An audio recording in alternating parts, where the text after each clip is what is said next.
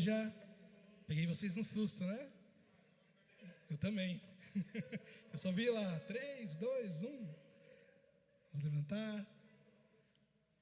Tá todo mundo bem? Todo mundo legal? Quem está feliz de estar aqui hoje? Amém. Alguém já votou hoje? Olha, eu não consegui votar ainda, vou votar ainda. Pois alguém me sopra um candidato aí. Vamos ler em Salmo 100.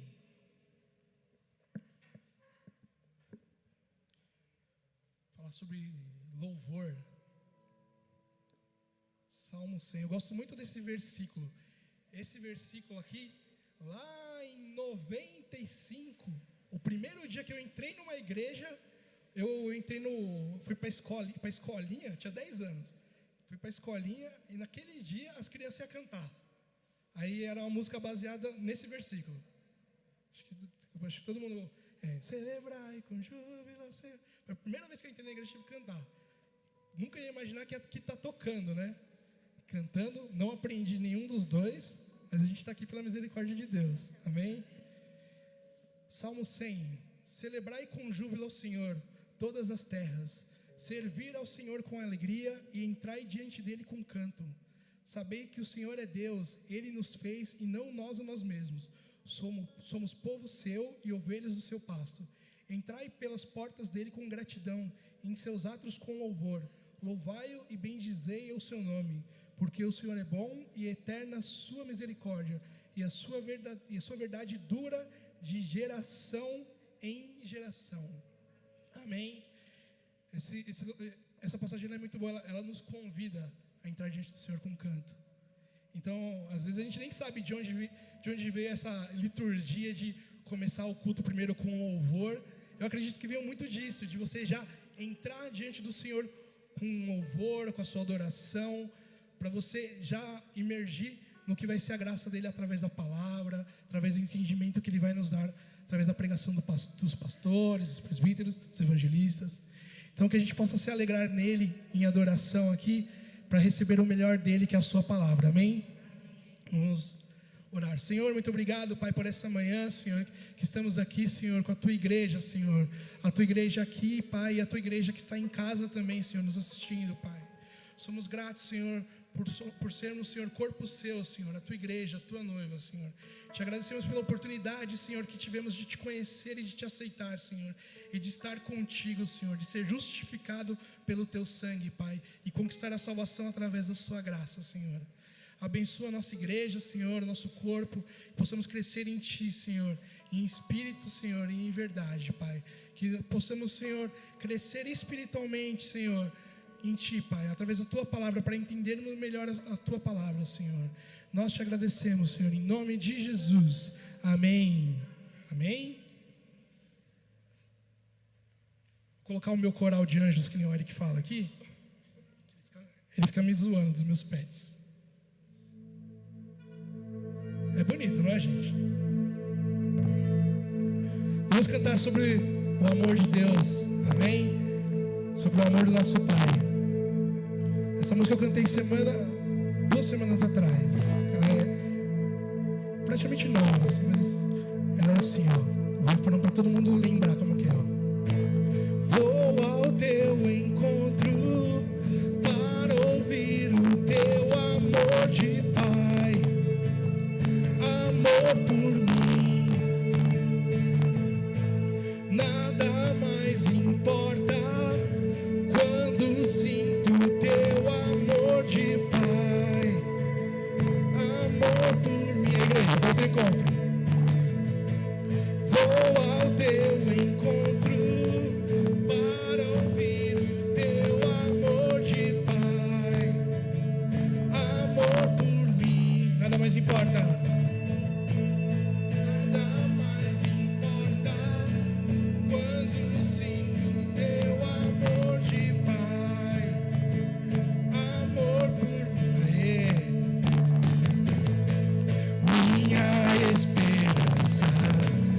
Força que sustenta a razão para prosseguir,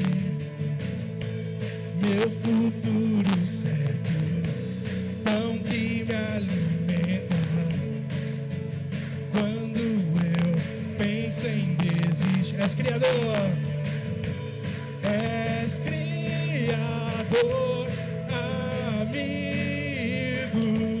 fiel a mim.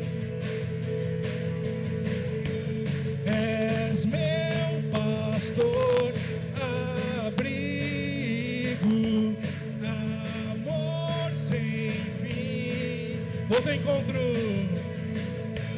vou ao teu encontro para ouvir o teu amor de Pai, amor por mim.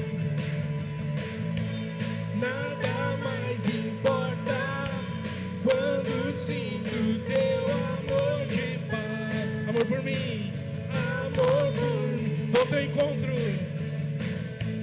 vou ao teu encontro para ouvir o teu amor de Pai, amor por mim.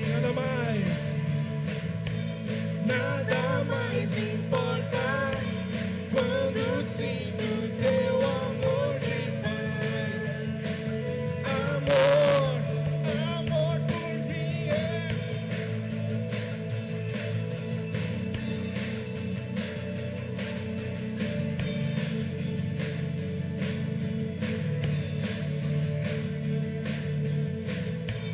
Minha esperança, força que sustenta, a razão para prosseguir, meu futuro certo, pão que me alimenta, quando eu penso em desistir. És Criador,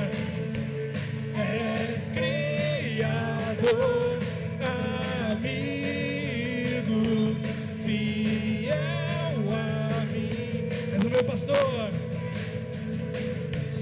és meu pastor, abrigo, amor sem fim. Vou ao teu encontro para ouvir o teu amor de Pai, amor por mim. Nada mais importa quando sinto teu amor de Pai, amor por mim. Só a igreja, vou ao teu encontro para ouvir o teu amor de Pai, amor por mim. Nada mais importa quando sinto teu amor de Pai, amor por mim. Vou ao teu encontro, vou ao teu encontro para ouvir o teu amor de Pai, amor por mim. Nada mais importa quando sinto teu amor de Pai, amor, amor por mim.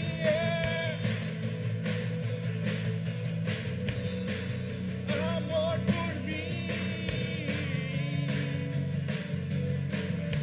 Sinto teu amor.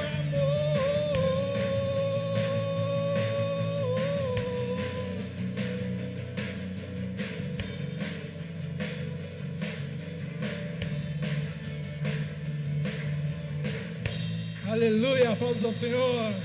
Ó Senhor, nós te louvamos, Pai. Nós te engrandecemos, Pai. Queremos entrar, Senhor, na Tua presença com louvores, Senhor, com a nossa adoração, Senhor. Que possamos ser os verdadeiros adoradores, Senhor, que a Tua palavra diz. Aqueles que adoram em espírito e em verdade, Pai. Aleluia.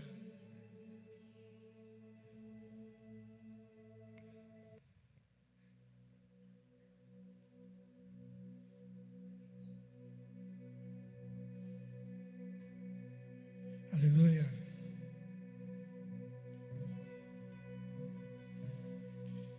Essa canção, ela chama Não Há Amor Igual.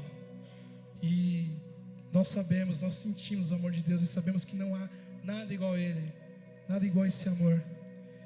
Antes, eu sou da igreja desde pequeno, e a gente sempre falou sobre o amor de Deus, sempre falou sobre o amor do Pai, o quanto Ele nos ama. E depois de muitos anos eu cresci, casei e eu tive meu filho. E cara, eu olho para aquele moleque que é terrível, que só bagunça, que só quebra as coisas.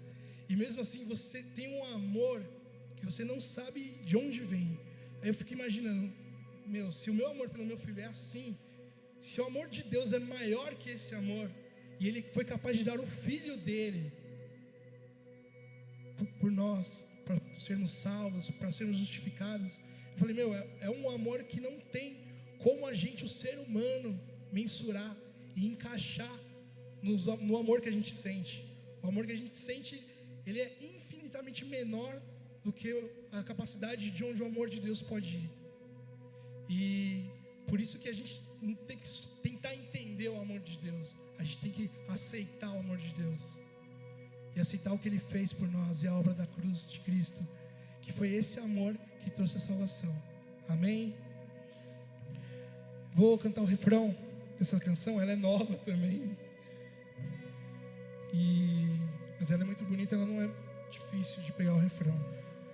O refrão ele diz assim, ó: não há amor igual, Jesus, tu és real, és o meu amigo fiel, maravilhoso amor, sim, Jesus me salvou, és o sacrifício perfeito, não há amor igual, Jesus, tu és real, és o meu amigo fiel, maravilhoso, maravilhoso amor, sim, Jesus me salvou,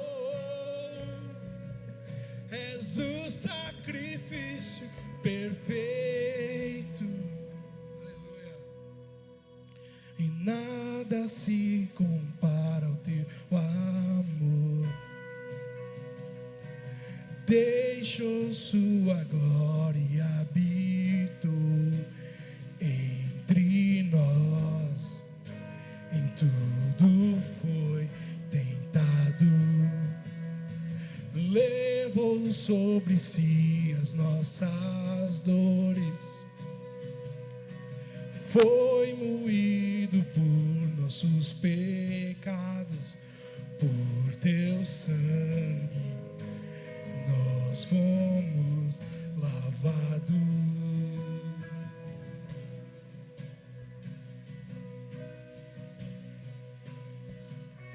E o castigo que nos traz a paz estava sobre ti. Por tuas pisaduras nós fomos sarados totalmente.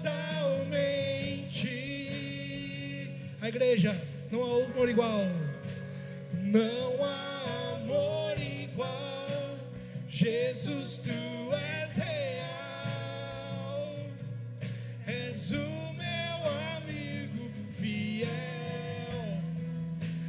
maravilhoso amor, sim, Jesus me salvou, és o sacrifício perfeito, nada se compara teu amor, deixou sua glória, habitou entre nós. Em tudo foi tentado, levou sobre si as nossas dores, foi moído por nossos pecados, por teu sangue nós fomos lavados. E o castigo,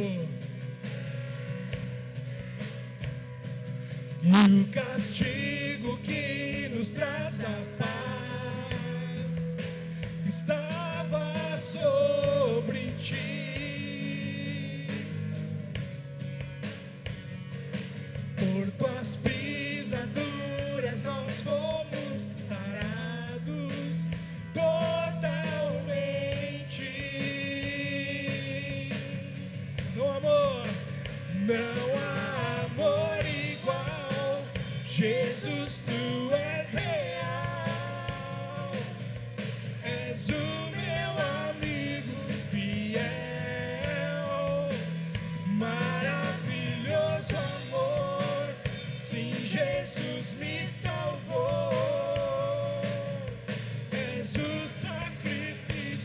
perfeito, não há amor igual. Jesus, tu és real, és o meu amigo fiel, o maravilhoso amor. Sim, Jesus me salvou, és o sacrifício perfeito.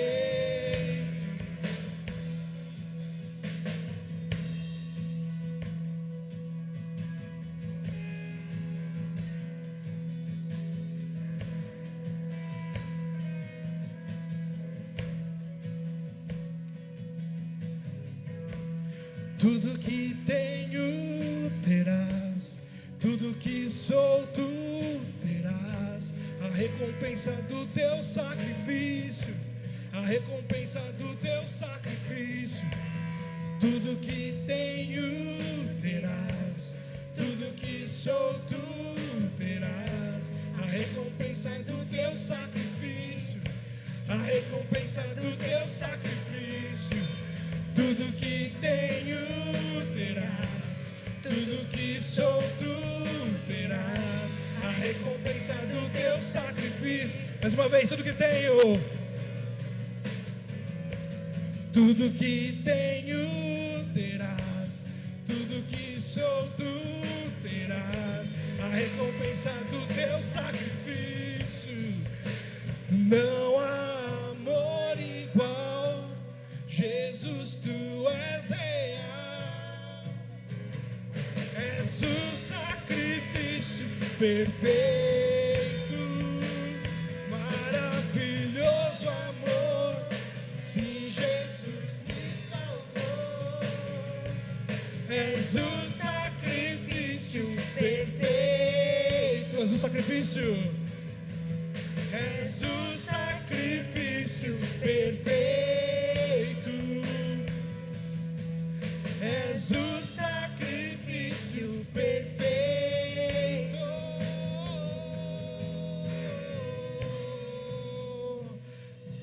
Ó Senhor, nós te louvamos, Senhor. Nós te adoramos, Senhor. Nós te bendizemos, Pai.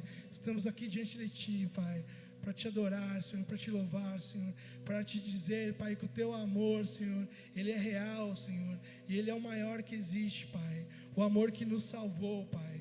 O amor que nos tirou dos impérios das trevas, Senhor, e nos levou para o reino do Teu Filho, Pai. Nós somos gratos a Ti, Senhor, imensamente, Senhor, todos os dias das nossas vidas, Pai. Em nome de Jesus, amém. Amém, irmãos? A paz do Senhor a todos. Podem se assentar, amém? Graças a Deus. Amém. Louvamos ao Senhor, não é? Por esse domingo abençoado que o Senhor está nos concedendo. Muito calor, né, gente? Quem está com calor aí, diga amém. Muito calor, muito quente, muito abafado, né? Em São Paulo hoje. Já fui votar também hoje bem cedinho e já voltei para casa todo suado, né? Mas amém, graças a Deus, louvo a Deus pela vida de vocês que estão aqui nesta manhã, louvo a Deus pela vida dos irmãos queridos que estão nos acompanhando pelo Facebook, que estão nos acompanhando pelo YouTube, né? Estamos ao vivo aí pelas redes sociais, neste culto, glória a Deus por isso. Nós vamos ofertar nesta manhã, ok?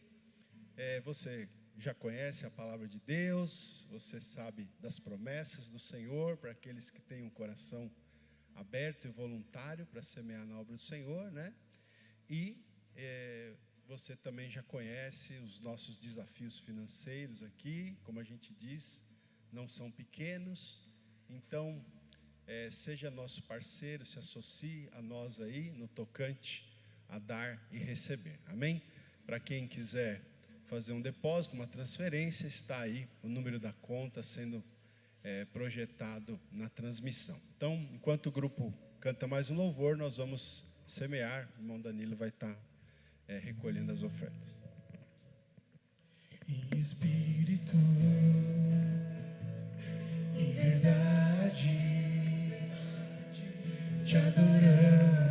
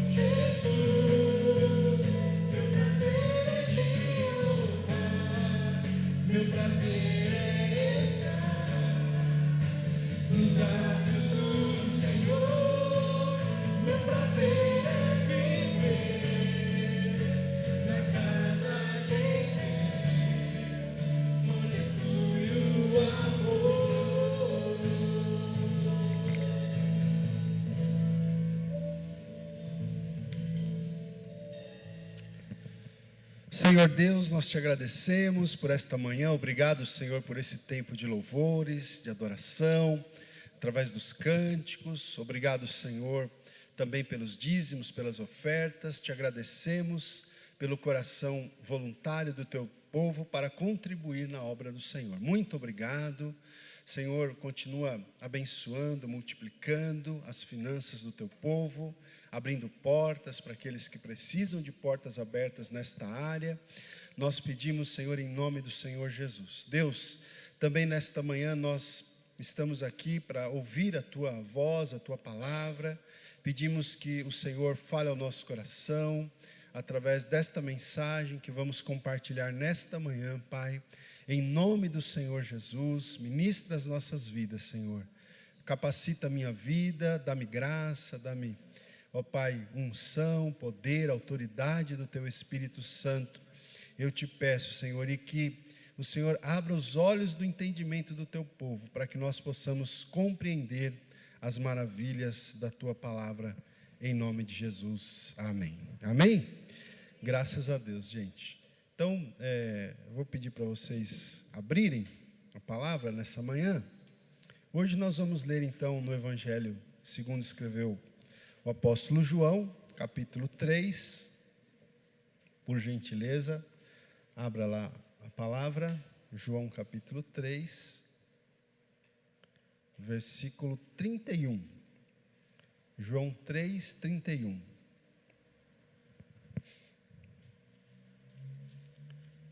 João capítulo 3, versículo 31. Eu quero ler com vocês hoje e trazer uma palavra. Pretendo não me demorar, né? Sei que hoje é um dia de votações e muitos irmãos talvez ainda não votaram. Nós vamos tentar aqui não nos demorar muito, a não ser que eu comece a me empolgar aqui, aí vocês vão ter que me aguentar até 12:30 hoje aqui. João capítulo 3, versículo 31 em diante, diz assim: quem vem das alturas, certamente está acima de todos. Quem vem da terra é terreno, e fala da terra. Quem veio do céu está acima de todos, e testifica o que tem visto e ouvido. Contudo, ninguém aceita o seu testemunho. Quem, todavia, lhe aceita o testemunho, por sua vez, certifica que Deus é verdadeiro.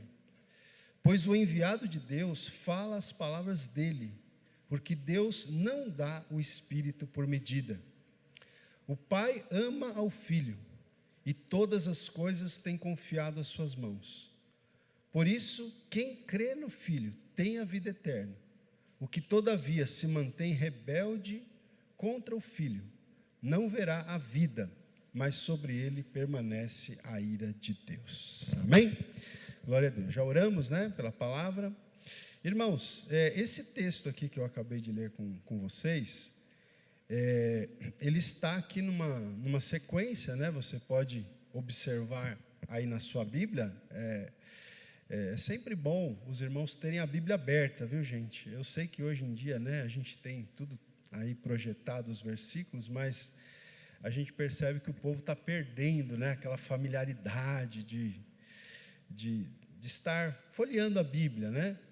E então sempre é bom, se você puder, mantenha a sua Bíblia aberta.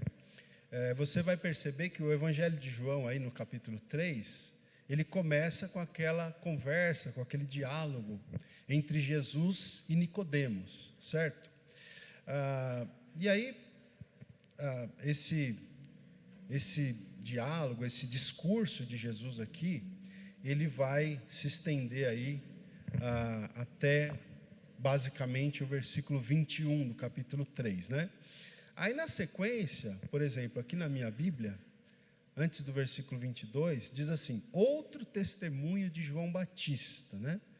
Porque a partir do versículo 27, aqui do capítulo 3, João Batista, ele vai responder, né, uma questão que é levantada para ele aqui. Ele vai responder essa questão, Então ele responde aqui no versículo 27, 28, 29 e 30, né? Esse texto aqui eu já ministrei aqui para vocês.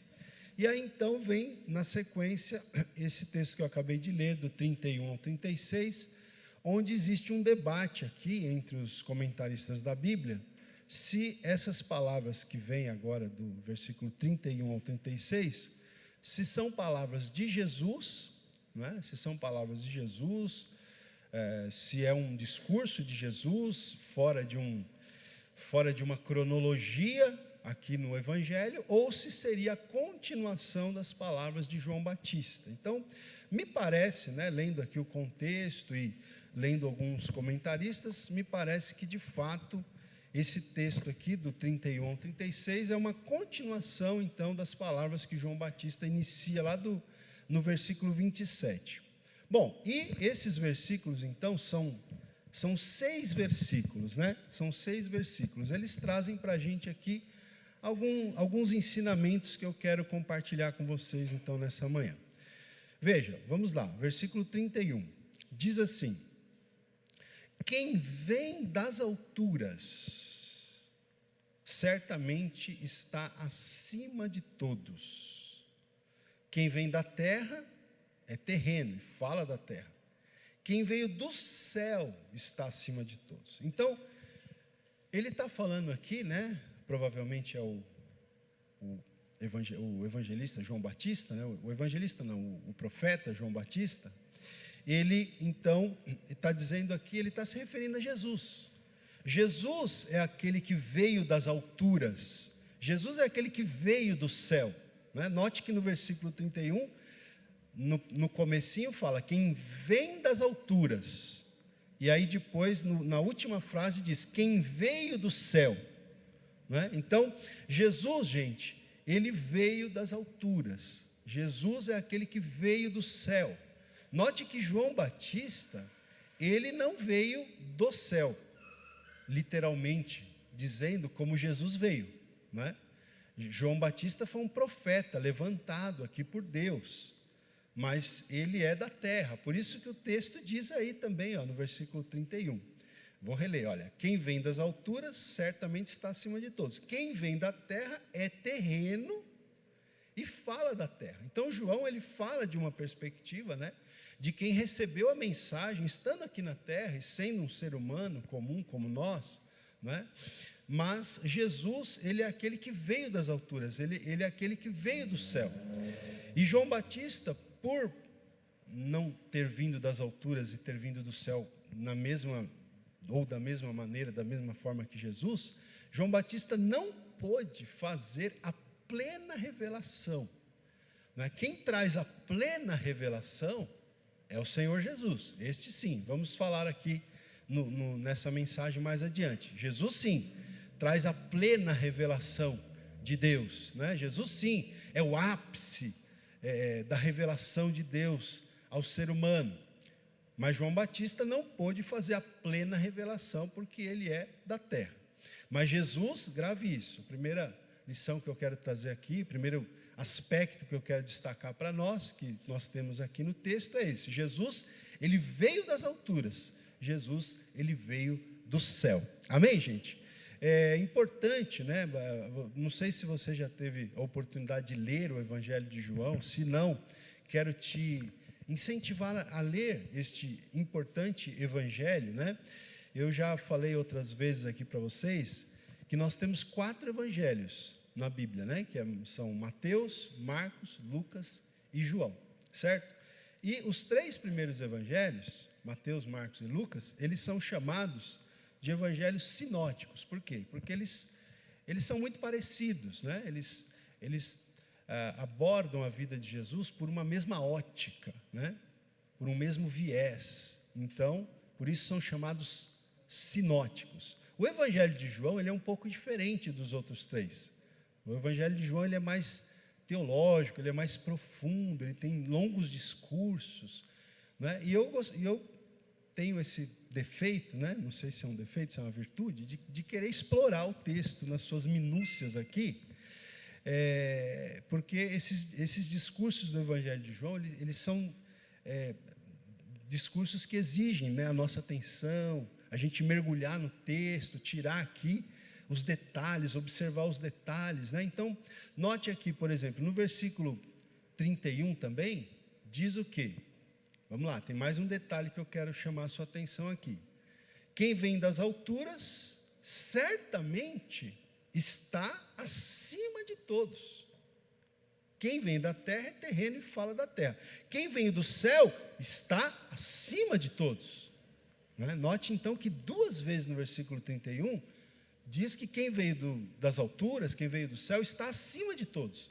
Como ele está se referindo aqui a Jesus, então, o segundo princípio que a gente tem aqui, né, segunda verdade, Jesus está acima de todos, irmãos. Jesus está acima de todos. Ou seja, Jesus é superior, Jesus é o maior. Não é? Quando você estuda, por exemplo, a carta aos Hebreus, é interessante você notar que o autor aos Hebreus, ele fala da superioridade de Jesus. Não é? O autor aos Hebreus começa falando que Jesus é superior aos anjos. Não é? Depois ele vai falar que Jesus é superior ao próprio Moisés, que Jesus é superior a Josué, que Jesus é o sumo sacerdote superior, que a ordem do sacerdócio de Cristo é uma ordem de sacerdócio superior à ordem do sacerdócio dos sacerdotes do Antigo Testamento, né? Jesus é da ordem sacerdotal de Melquisedeque, enquanto os sacerdotes do Antigo Testamento eram da tribo de Levi, descendentes de Arão. Então, a Epístola aos Hebreus vai mostrando a superioridade de Jesus. Jesus é superior. Ele já começa dizendo, né, o autor da carta aos Hebreus, que antigamente Deus falou muitas vezes, de muitas maneiras, aos pais, pelos profetas, mas a nós nos falou pelo Filho, mostrando que o Filho é superior aos profetas também, que falaram no Antigo Testamento, né? O Filho, a quem constituiu o herdeiro de todas as coisas, pelo qual também fez o universo. Ele, o Filho, que é o resplendor, né, de Deus, do ser de Deus. Então, Cristo é aquele que revela Deus para nós. Então, Cristo é superior, Ele está acima de todos. Não é? Só para dar mais um texto aqui, eu gostaria que você lesse comigo. Deixa aí o texto de João aberto, tá, gente? A gente já vai voltar para João aí. Mas na carta de Paulo aos Filipenses, capítulo 2, Filipenses 2, diz assim, 2:5. Vamos pegar na sequência aqui para a gente entender bem. Filipenses 2:5 diz, acharam? Diz assim: tende em vós o mesmo sentimento que houve também em Cristo Jesus, pois Ele, está falando de Jesus aí então, Ele, subsistindo em forma de Deus, mesmo sendo a segunda pessoa da divindade, não julgou como usurpação o ser igual a Deus. Antes, verso 7, a si mesmo se esvaziou. Então Jesus, olha aqui, ele veio do céu, como a gente falou aqui, veio das alturas. Então, a si mesmo se esvaziou, assumindo a forma de servo, tornando-se em semelhança de homens, e reconhecido em figura humana, a si mesmo se humilhou, tornando-se obediente até a morte e morte de cruz. Então ele fala aqui da encarnação de Cristo, né? Da encarnação do Verbo, que foi uma humilhação, não é? Para aquele que é a segunda pessoa da divindade. Paulo fala isso. E aí então qual que é a consequência de Cristo ter se humilhado, se esvaziado, ter encarnado? Qual que é a consequência disso? Verso 9. Pelo que também Deus, olha aí, o que diz aí, irmãos? Deus o exaltou. A gente está falando que Ele é superior, né? Ele está acima de todos. né, que a gente tirou lá essa verdade do livro de João. Então, pelo que também Deus o exaltou sobremaneira, e lhe deu o nome que está acima de todo nome, para que ao nome de Jesus se dobre todo joelho, nos céus, na terra e debaixo da terra, e toda língua confesse que Jesus Cristo é Senhor, para a glória de Deus Pai. Amém, irmãos? Então está aqui, né? O Senhor deu ao seu Filho um nome que está acima de todo nome, e todo joelho haverá de se dobrar, toda língua haverá de confessar que Jesus Cristo é o Senhor, para a glória de Deus Pai. Amém? Por quê? Porque Jesus é superior, Jesus está acima de todos. Vamos voltar lá para o texto de João, capítulo 3, volte lá comigo. Vamos agora para o versículo 32.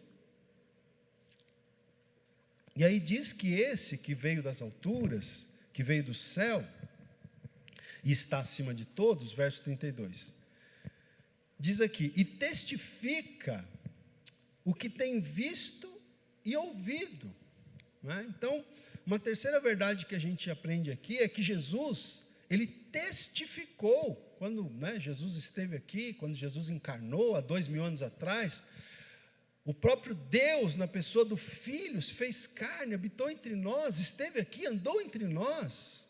Que coisa tremenda, né, gente?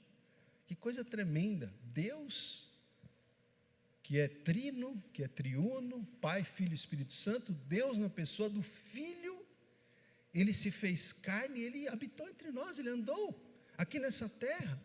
E quando Jesus esteve aqui, ele testificou do que viu e ouviu.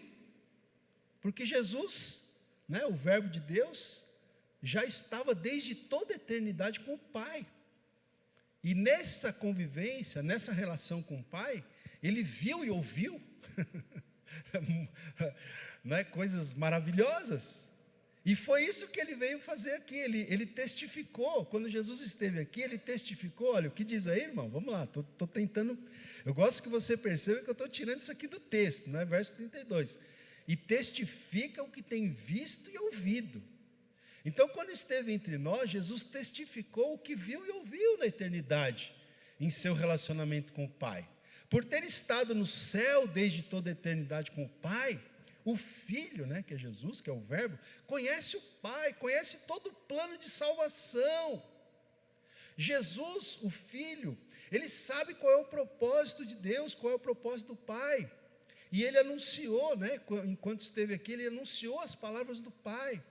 Então, esse plano de salvação, para nós, que foi elaborado desde toda a eternidade, né?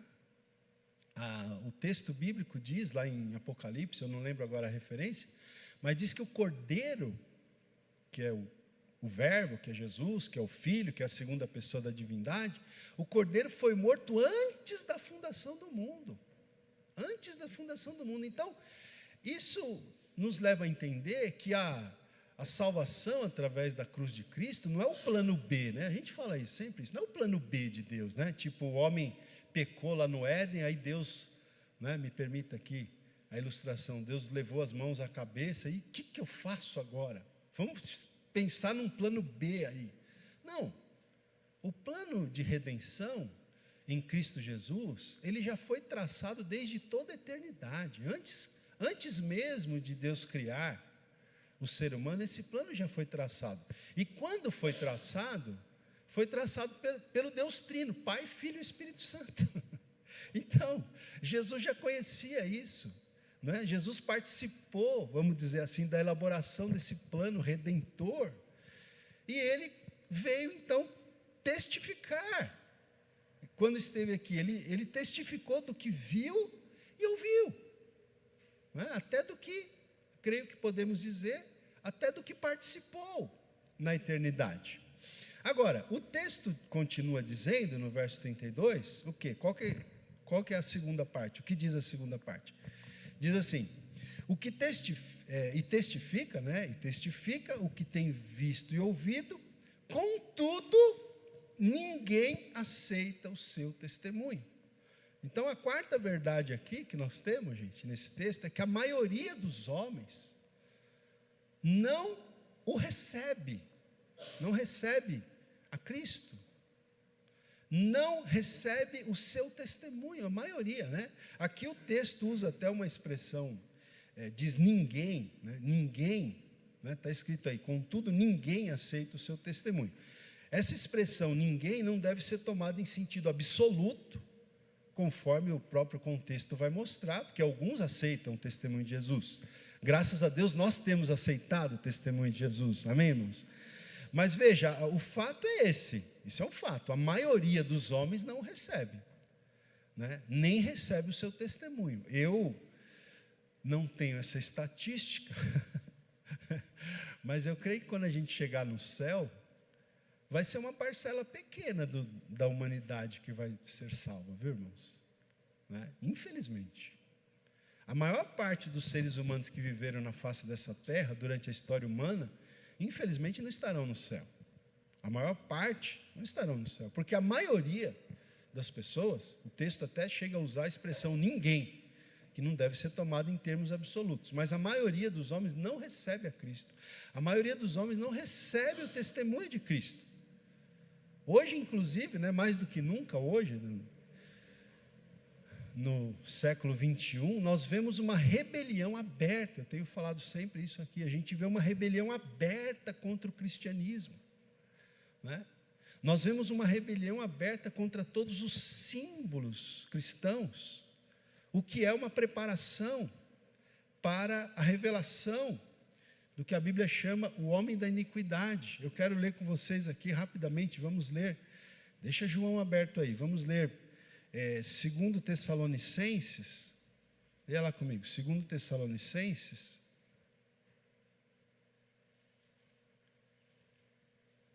capítulo 2, segunda carta de Paulo aos Tessalonicenses, capítulo 2,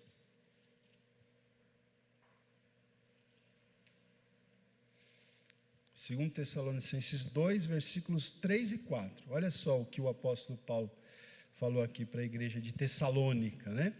Paulo diz assim: ninguém de nenhum modo vos engane, porque isto aqui, gente, ele está falando da vinda do Senhor, tá? Ele está falando da vinda do Senhor Jesus. Ele está dizendo então, isto não acontecerá sem que primeiro venha a apostasia. Olha só então, primeiro vem a apostasia e seja revelado quem? O homem da iniquidade, o filho da perdição. Aqui é uma referência ao anticristo. 4, o qual se opõe e se levanta contra tudo que se chama Deus ou é objeto de culto, a ponto de assentar-se no santuário de Deus, tal. Mas note aqui, ele está falando que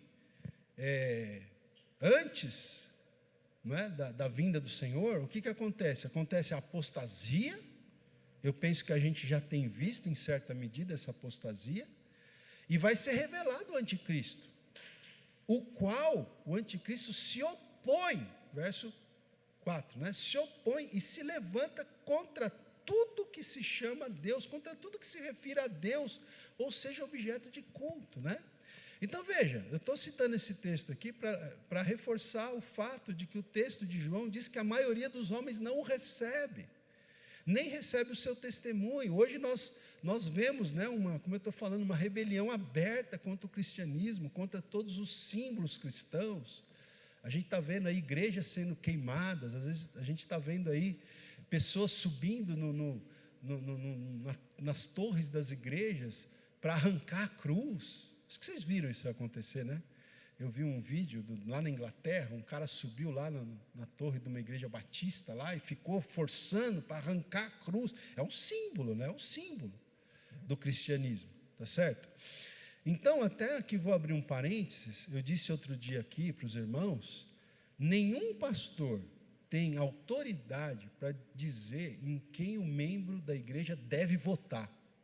Isso está totalmente errado, né? Se um pastor falar, você é obrigado a votar em candidato tal, né? Isso está errado.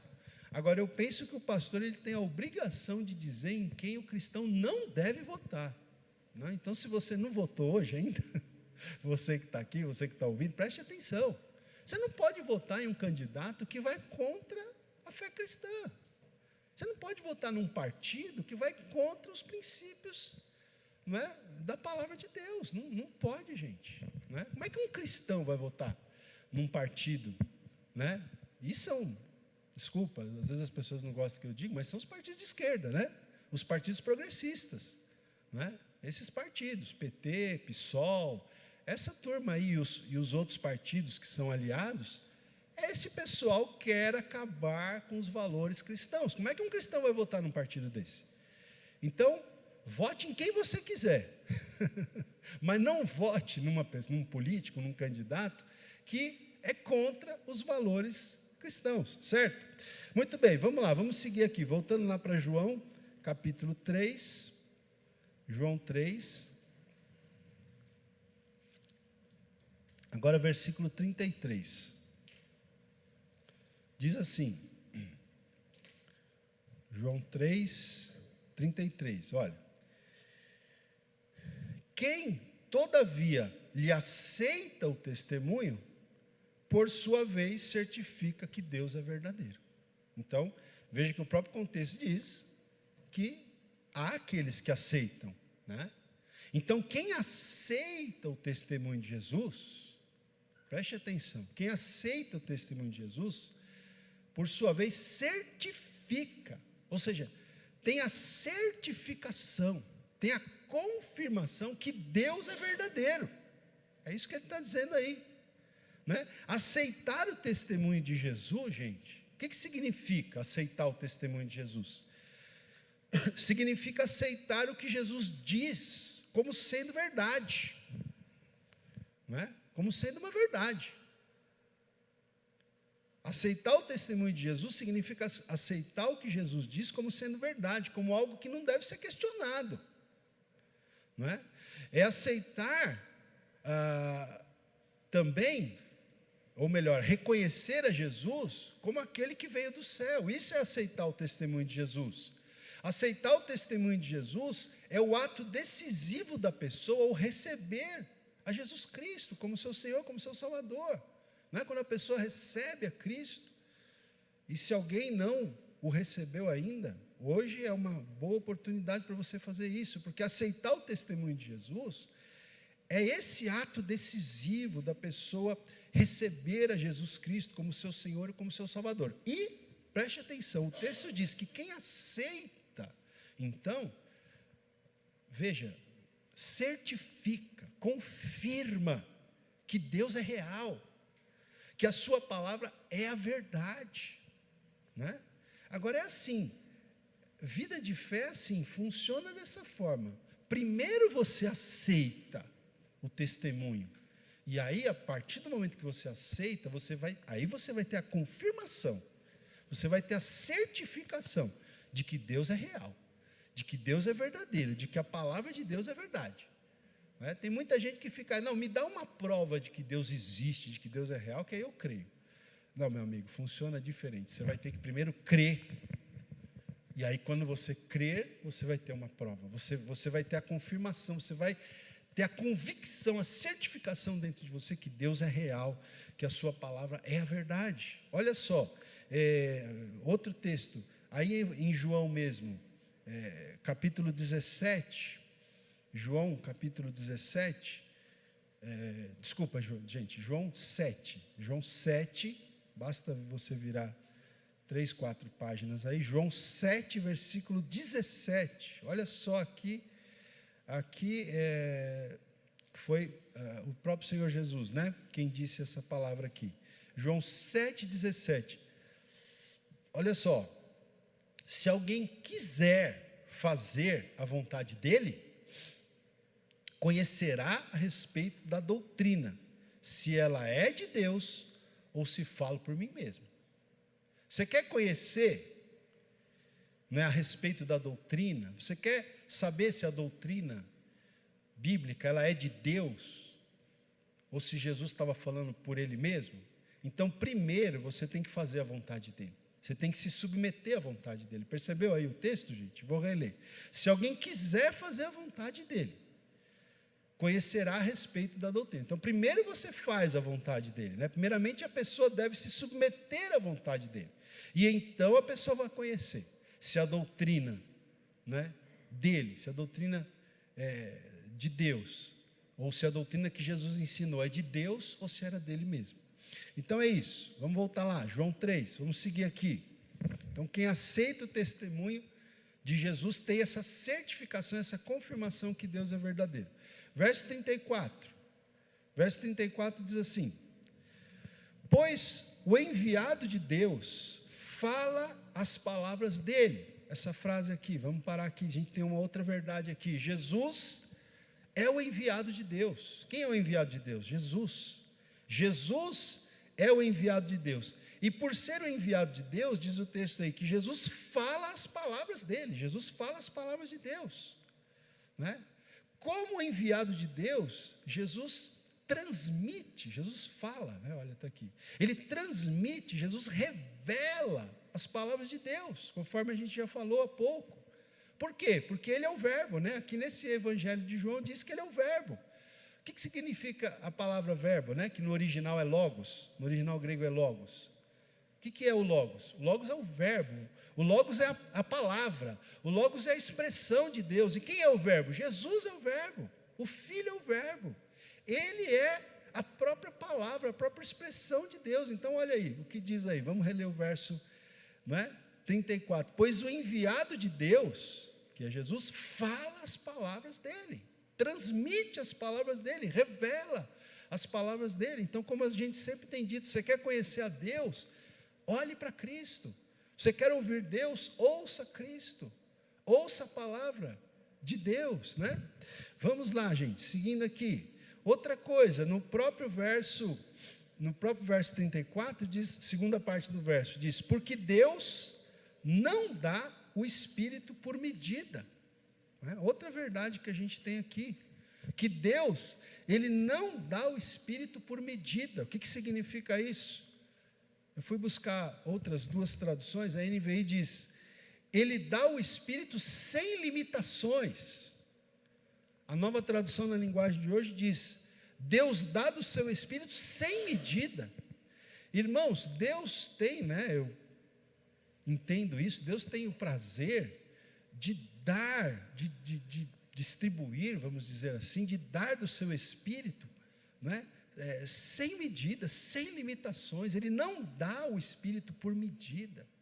Deus quer que nós sejamos cheios do Espírito Santo, amém? Ele quer que a sua igreja esteja plena do Espírito, do poder do Espírito. A gente pode se lembrar aqui do texto que o apóstolo Paulo escreveu aos Efésios, capítulo 5, versículo 18, quando ele diz: não vos embriagueis com o vinho, no qual há dissolução, mas enchei-vos do Espírito, né? Não vamos nos embriagar com o vinho.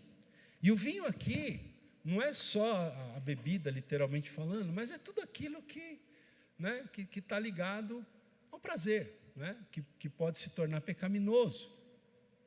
Não vos embriagueis com essas coisas, mas ao invés disso, sejam cheios do Espírito Santo, né? Então, veja, se a própria palavra diz que nós devemos nos encher do Espírito, gente, é porque existem níveis, né? Você vai ter crentes nascidos de novo que estão cheios do Espírito, estão transbordando do Espírito, né? Mas você vai ter outros crentes também nascidos de novo que o nível, né, de enchimento do Espírito está baixo.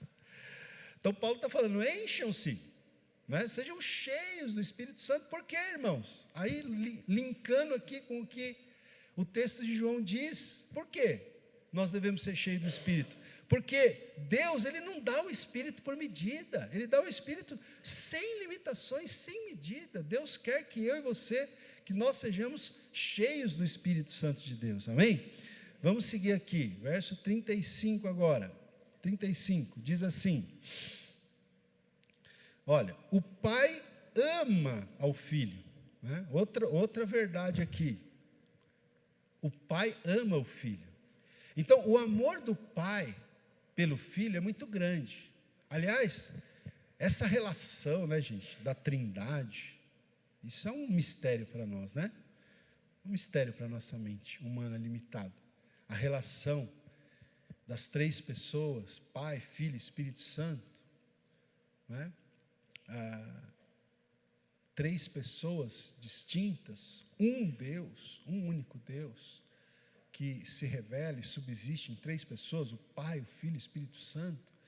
Existe uma relação entre a Trindade, que é uma coisa linda e incompreensível para nós, mas existe essa relação também de amor entre o Pai e o Filho, né? Diz aqui, o Pai ama o Filho, o amor do Pai pelo Filho é muito grande. E essa relação de amor entre o Pai e o Filho deveria inspirar os nossos relacionamentos também, né? Embora muitas vezes os relacionamentos sejam muito desafiadores, mas essa relação de amor do Pai e Filho, que é perfeita, a nossa não é perfeita, mas ao menos deveria inspirar os nossos relacionamentos. Vamos lá, verso 35 ainda. Também diz o que aqui? 35. O Pai ama o Filho e, já que o Pai ama o Filho, o que o Pai fez? Todas as coisas tem confiado às suas mãos. Então, outra verdade desse texto aqui é que o Pai tem confiado todas as coisas às mãos do Filho. O Pai tem confiado todas as coisas às mãos do Filho. O Pai tem confiado ao Filho até mesmo o direito de julgar, né? Note aqui comigo, olha, vire aí uma página da sua Bíblia, em João capítulo 5, versículo 22, diz o seguinte, João 5, 22 diz, olha só, João 5, 22, e o Pai a ninguém julga, mas ao Filho confiou todo o julgamento. Olha aí, o que diz lá no capítulo 3? Que o Pai tem confiado todas as coisas às mãos do Filho, não é isso? E confiou até mesmo o julgamento, o direito de julgar. O verso 22 diz isso, e o 27 também, leia aí comigo, o 27 do capítulo 5, João 5, 27. E lhe deu, o Pai, né? E lhe deu autoridade para julgar, porque ele é o Filho do homem. Né? O Pai deu ao Filho a autoridade para ele julgar, porque ele é o Filho do homem. Então, nós vemos aqui que Jesus, ele realiza toda a vontade do Pai, né? E assim, a gente percebe que o Pai e o Filho, eles agem em perfeito acordo. Por isso que o Pai tem confiado todas as coisas às mãos do Filho, porque o Filho sempre age de acordo com a vontade do Pai. Esse filho aqui não é rebelde, não. Esse filho aqui é o Filho de Deus, né? Ele é um com o Pai. Ele mesmo disse, eu e o Pai somos um. Então, né, Jesus, ele realiza toda a vontade do Pai. E assim, o Pai e o Filho aqui, essas duas pessoas da Trindade, agem de perfeito acordo. Amém? E, para terminar, a última verdade que eu quero tirar aqui, a 10ª, agora eu vou falar, a 10ª, porque se eu falasse que era 10 verdades, alguns irmãos iam ficar desesperados no começo. Agora eu posso falar, a 10ª verdade, ó, estou indo bem, gente, ó, 11:10, calma, nem 11:10 ainda, né? A 10ª verdade aqui é a seguinte, né? Creia no Filho, não se mantenha rebelde, né, ao Filho. Olha, verso 36, por isso, quem crê no Filho tem a vida eterna. O que todavia se mantém rebelde contra o Filho, aquele que não aceita o testemunho, né, do Filho, aquele que se mantém rebelde contra o Filho, não verá a vida, mas sobre ele permanece a ira de Deus. Olha que versículo difícil, né? Esse é um dos versículos que a turma do politicamente correto não gosta, né, não gostaria de abordar ou dizer talvez que ele precise ser atualizado, né? Porque o negócio de falar de ira de Deus, de juízo, isso aí não é muito popular, né? Mas veja aqui, o texto é muito claro, né? Quem crê no Filho tem a vida eterna. Então, crer no Filho significa o quê, gente? Crer no Filho significa obedecer ao Filho, tá? Crer significa obedecer ao Filho. Falhar em obedecer ao Filho de Deus, que é Jesus, falhar em obedecer ao Filho significa não crer no Filho. Então, é importante, né, a obediência a Cristo, porque é a obediência a Cristo que demonstra que a nossa fé é de fato real, é de fato verdadeira, que nós de fato cremos. E o texto vai dizer para a gente aqui, que quem crê tem a vida eterna. Aqui eu já disse recentemente sobre isso aqui, a expressão aqui o verbo aqui no original grego, ele está num tempo verbal, que é uma ação continuada, né? A pessoa tem a vida eterna. Aquele que crê, ele já tem a vida eterna. Não é que ele vai ter a vida eterna. Ele já tem a vida eterna. Já é uma posse. Do que crê, a vida eterna já é uma posse. A pessoa pode começar a experimentar essa vida eterna desde agora. Já pode começar a experimentar essa vida de plena comunhão com o Pai, com o Filho e com o Espírito Santo, desde já. Não é? Nós podemos, como cristãos, de certa forma, começar a desfrutar dessa vida, dessa qualidade de vida eterna, desde agora. O que crê tem a vida eterna, já tem a vida eterna. Agora, o texto também diz, né, todavia, no entanto, entretanto, o que se mantém rebelde contra o Filho. O que é ser rebelde contra o Filho? É estar em desobediência ao Filho. Não é? O que se mantém rebelde contra o Filho, diz aí, ó. Primeiro, diz aqui, não verá a vida. Não verá. O que se mantém rebelde, que continua. Claro que todos nós aqui, talvez de alguma forma, já estivemos nessa condição de rebeldia. Até o dia em que o Espírito Santo atuou em nosso coração e nós nos rendemos ao Senhor. Aí a gente deixou de estar debaixo da condenação, debaixo da ira de Deus, e passamos a ter desde já a vida eterna. A gente mudou, né, de posição espiritual. Quando você se arrepende e coloca a sua fé em Cristo, muda a sua posição espiritual. Tá certo? Mas aquele que permanece na rebeldia, como a maioria das pessoas, infelizmente, permanecem desobedientes ao Filho, permanecem rebeldes ao Filho, esses, o texto diz, não verá a vida. Que mais? Diz a ele, mas, não verá a vida, mas sobre ele permanece. Olha aí, está vendo como é uma coisa que permanece? Do mesmo jeito que o que crê permanece na vida eterna, o que está rebelde, ele permanece debaixo da ira, debaixo do juízo. Então, esse que se mantém rebelde, ele recebe o juízo, a ira de Deus, caindo sobre ele desde já.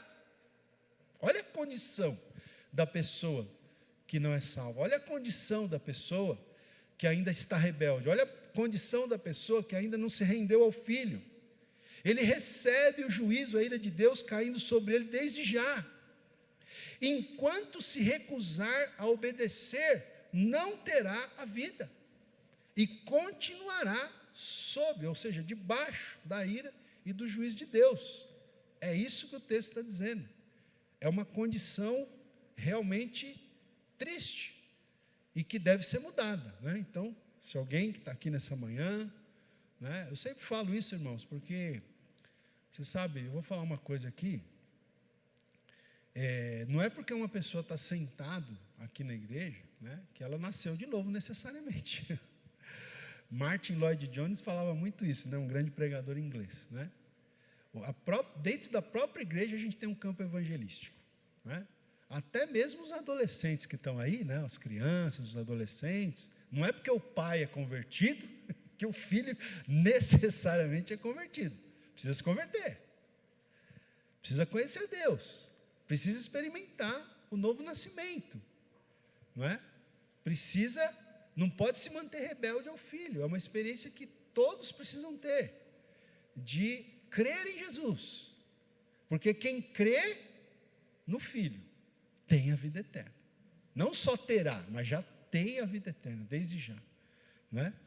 Agora, aquele que se mantiver rebelde contra o Filho, que não se render, que não se submeter ao Filho de Deus, aí não verá a vida, mas sobre ele permanecerá a ira de Deus, infelizmente. Então, né, as pessoas que estiverem ouvindo aqui, em casa, essas mensagens estão gravadas, elas vão ficar lá no nosso canal do YouTube. Quem sabe pessoas vão ouvir isso daqui uma semana, daqui um ano, daqui 10 anos.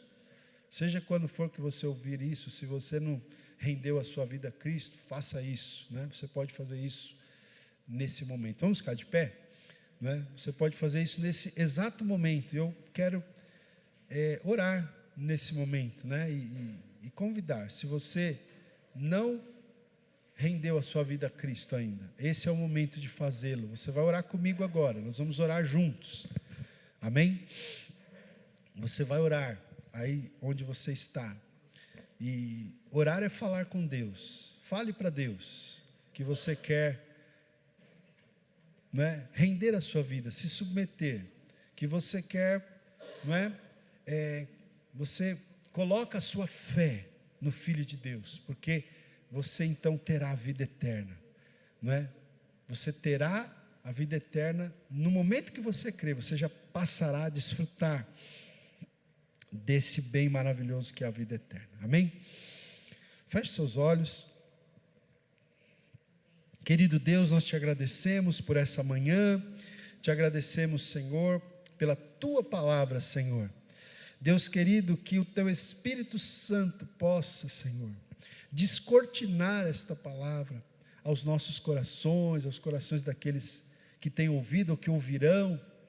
Deus, e em nome do Senhor Jesus, que pessoas neste momento estejam, Senhor, rendendo suas vidas a Ti, dizendo ao Senhor: Deus, eu creio em Jesus Cristo, como Filho de Deus, como enviado dos céus, como Salvador. Eu quero ter a vida eterna, eu não quero ficar debaixo da ira, do juízo de Deus, mas eu quero ter a vida eterna. Portanto, eu reconheço Jesus como meu Senhor, como meu Salvador. Eu rendo a Ele, eu entrego a Ele, eu submeto a Ele a minha vida, a minha existência. Pai, que muitos façam essa oração ao ouvirem esta mensagem, Senhor. Nós te pedimos e nós oramos em nome de Jesus. Amém. Amém? Vamos louvar ao Senhor com um cântico. Fique em espírito de oração na presença de Deus. Amém.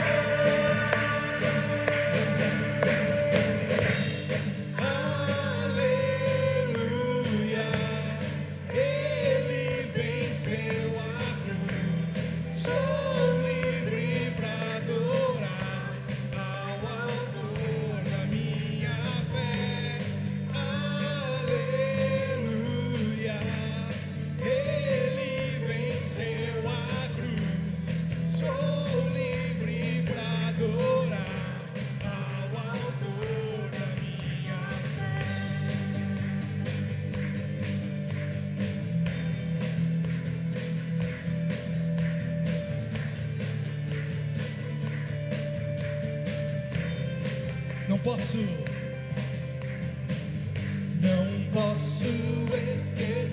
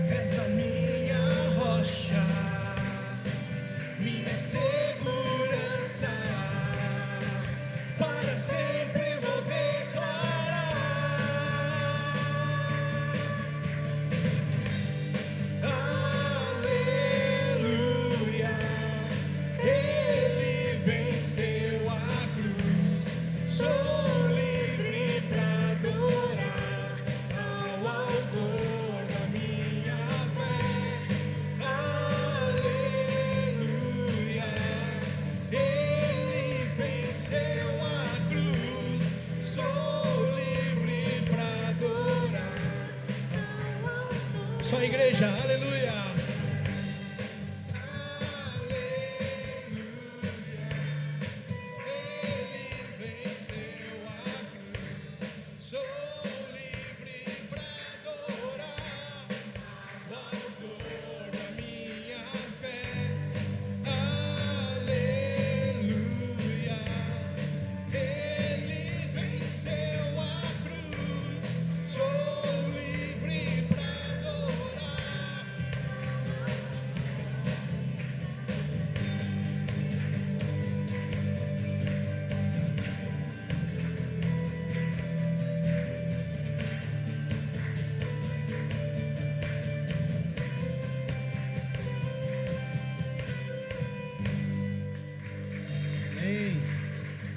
Glória a Deus. Amém. Amém, irmãos? Graças a Deus, né? Por esse domingo abençoado, nesta manhã. Gente, bom, então nós vamos encerrar aqui, nós já oramos, né? Mesmo assim, nós vamos fazer mais uma oração, apresentando a Deus os pedidos de oração, tá bom? E vamos na sequência, então, impetrar a bênção. A programação da igreja, os irmãos já sabem, né? A gente está aqui de quinta às 20 horas e também aos domingos às 10 horas da manhã. Amém? Vou pedir para a Simone vir aqui fazer uma oração, já que ela ficou quietinha hoje ali na cadeira, né? Ela tem que fazer alguma coisa, né, gente? Não pode ficar sem fazer nada, né? Então ela vai orar. Quem tem pedido de oração, levante sua mão. Amém? Você que está em casa, tem o seu pedido de oração também, coloque diante do Senhor a sua necessidade agora, e na sequência eu vou impetrar a bênção. Amém. Ele fica com ciúme, não pode me ver quietinha. Amém, glória a Deus. Então, se você tem um pedido de oração aí, levante sua mão. Eu acredito que todo mundo tem, né, gente? Cada um tem aí os seus desafios, suas lutas, né, diárias, os problemas que estão enfrentando. Então, coloque aí diante do Senhor sua vida, a vida de alguém que você precisa nesta manhã. Eu tenho certeza que Deus, Ele tem ouvido o nosso clamor, a nossa súplica, e Ele vai continuar nos respondendo, amém? Senhor Deus maravilhoso, Pai de amor, de graça, nós estamos aqui nesta manhã, louvamos ao Senhor, Pai, por este domingo abençoado, por este culto em Tua presença. E nesta manhã, Senhor, nós levantamos as nossas mãos como um ato de adoração, de dependência do Senhor. Ó Deus, reconhecendo que sem o Senhor nós nada somos, nós nada temos, nós nada podemos fazer. E nós colocamos a nossa vida diante do Senhor nesta manhã. Colocamos a vida de cada irmão que está aqui presente, os irmãos que estão nos seus lares conosco agora, Senhor, intercedendo e orando por algo, por alguém, por uma situação. Deus, nós oramos pedindo a Tua intervenção, a Tua graça. Visita os Seus filhos neste lugar, as suas necessidades, os seus desafios. Todos nós, Senhor, precisamos de algo, e nós clamamos ao autor da nossa fé, aquele que tem sido por nós todos os dias, aquele que tem cuidado de nós, que tem, Senhor, caminhado conosco, que se levanta conosco, que ao mesmo tempo que nos deitamos, o Senhor está com seus olhos sobre nós. Senhor, não tosqueneja, não dorme o guarda de Israel, como diz a Tua palavra, e nós apresentamos diante do Senhor as nossas necessidades nesta manhã. Senhor, problemas de enfermidades, Senhor, as pessoas estão enfermas, sejam elas, Senhor, na parte física, na parte emocional, nós entregamos as Suas mãos, pedindo que o Senhor nos guarde, Senhor, nos livre de toda ansiedade, de todo medo, de toda culpa, de toda amargura, de toda tristeza. Espírito Santo, Senhor, visita-nos nesta manhã, toda enfermidade que tem assolado o corpo das pessoas, dos seus filhos, nós oramos repreendendo, Senhor, todo espírito de enfermidade, em nome de Jesus. Nós levantamos um clamor nos lares, sobre as famílias, sobre os pais, sobre os filhos. Oramos para que o Senhor abra as portas de emprego. Quantas lutas as pessoas têm passado nesta área, nesse tempo, Senhor, de pandemia que nós estamos vivendo. Visita os seus filhos, abençoa os seus filhos, Senhor, porque nós não vivemos por crises, não vivemos por aquilo que este mundo dita. Mas a nossa fé está no autor e consumador da nossa fé, aquele que abre caminho onde não existe, abre porta onde não existe. Nós cremos que o Senhor é poderoso para abrir os caminhos e abençoar-nos financeiramente, profissionalmente, espiritualmente, fisicamente, Senhor. Nós levantamos este clamor nesta manhã, crendo que o Senhor é o Deus que está sobre todos, como foi declarado na Tua palavra nesta manhã, Senhor. Nós cremos que o Senhor tem todo o poder sobre as Suas mãos, e a nossa fé, Senhor, não está afirmada em homens, em situações. Nossa fé está firmada no Senhor, e nós cremos, Pai, que o Senhor é o Deus do impossível. Em nome de Jesus nós cremos, Pai, nesta manhã, e entregamos tudo diante do Senhor, em o nome de Jesus, para a glória do Teu nome. E vocês dizem o quê? Amém, glória a Deus. Amém. Que o amor de Deus, o nosso Pai, que a graça do Senhor Jesus e que a comunhão do Espírito de Deus seja com todos nós e com todo o povo de Deus, hoje e sempre. Amém. Amém? Deus abençoe, bom domingo.